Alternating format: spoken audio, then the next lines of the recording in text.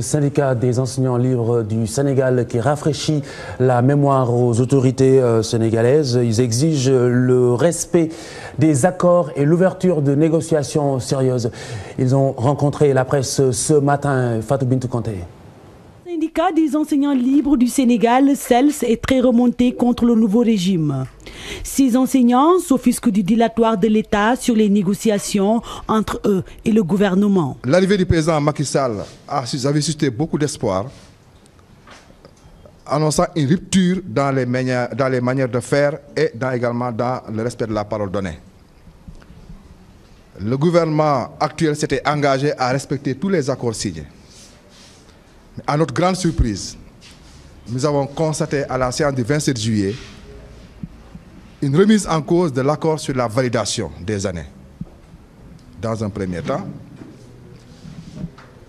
Dans un deuxième temps, à la séance du 7 octobre, le gouvernement parle d'acceptation de la validation, mais à moitié sans payer le rappel. Pour les camarades de Souleymane Diallo, secrétaire général du SELS, aucun accord n'a été signé entre le gouvernement et les syndicats, comme le prétend le ministre de la fonction publique lors de sa dernière sortie. Le ministre de la fonction publique a annoncé 47 accords appliqués, mais il devait également avoir l'honnêteté de dire que ces 47 l'ont été par le régime sortant.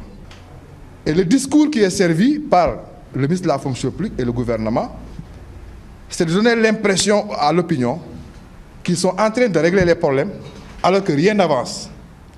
Toutefois, le SELS avertit le régime actuel et lance un ultimatum de 45 jours pour le respect des accords et l'ouverture de négociations sérieuses. Nous allons proposer au CUS d'abord, dans un délai de 45 jours, de déposer un préavis. Si le CUS dépose un préavis, c'est tant mieux.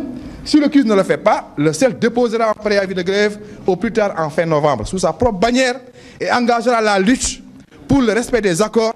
Face à la presse ce mercredi, le syndicat des enseignants libres du Sénégal trouve que la crise de l'école sénégalaise est avant tout une crise du dialogue social dans sa globalité et exige de la part de tous les acteurs une introspection.